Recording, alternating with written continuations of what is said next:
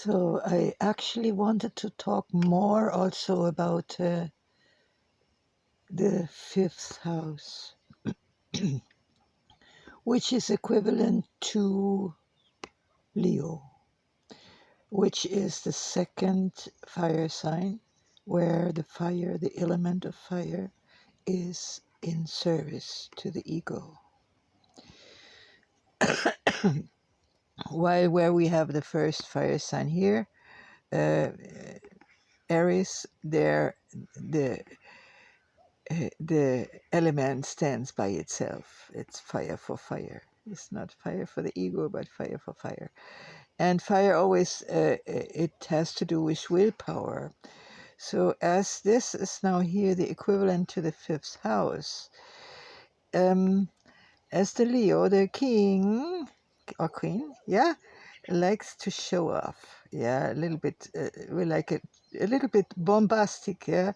So actually the fifth house stands for artistic expression, and it also stands for falling in love, not staying in love. That is located at the seventh house, and or um, at the fourth house when the family is involved, when there are already children.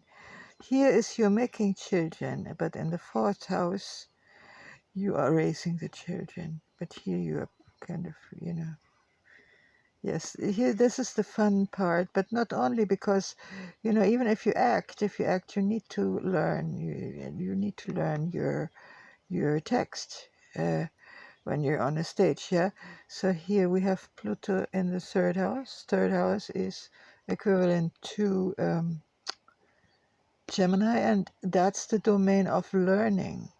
So here we have this one triangle. This is like about 120 degrees. This is called trine, and there Pluto gives a lot of power into this, into the relationship that we are having with the earth and with each other. And I will also uh, add to the Star Love post at Facebook an image of Marc Chagall, the Belarusian French painter, Marc Chagall. He's a very, very godly, very pious man, and he was very much in love with his wife, and he had a lot of images of truly spiritual love between the husband and wife, and the sacred wedding, and so on and so on. And I will add one of his images that means a lot to me, where you can see the relationship. A boat is a boat, and there's the couple, but there's also the ferryman. The one who's actually moving the boat, either with a paddle or with a stake or something like that. And then also there are other entities, angels, who are observant of how this couple is faring in that boat, in that journey. And so I've been talking about the relationship, yeah. So here here in the fifth house, are we expressing? Here we can express also our desires for to love and to be loved, for compassion, for to give and to receive compassion. And here, which is already then in the first fire sign of Aries, it's not, there is active healing of the Venus element.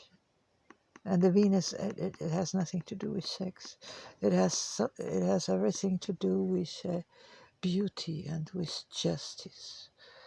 And so there is a beautiful connection now between the mission point, but there is no particular mission. No, just let's just be kings and queens right here, yeah. And here we can show the world Like, you know, when you are painting a picture, or in my case, I do these photo collages, it's like you're opening a, a window to your soul for other people to look inside. And dependent on how other people can identify with the image that you are showing them, how much they see themselves as a mirror inside this image, that is how you may get recognition for who you are as an artist. But it's kind of it's kind of on the soul level exhibitionistic also, yeah. The element of showing off is part of this, and that is okay. That's what we need. And so we have this connection here between the sun, uh, uh, which is in opposition to the moon, of course. No? I've been talking in the other part, in the second part, about that already. And then in connection with Mars, who is giving energy to it, but energy in a in a subtle way. It's like, you could put it this way: you're giving energy to a plant when you water it.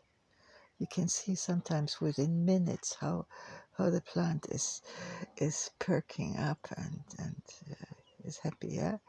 So that is something of that nature, activity. And here you get the transformation, and it is all about our relationship to the earth, and how we are traveling on earth, how we are treating earth, how we are treating ourselves as part of the earth. And there also the partnership happens on earth, you know.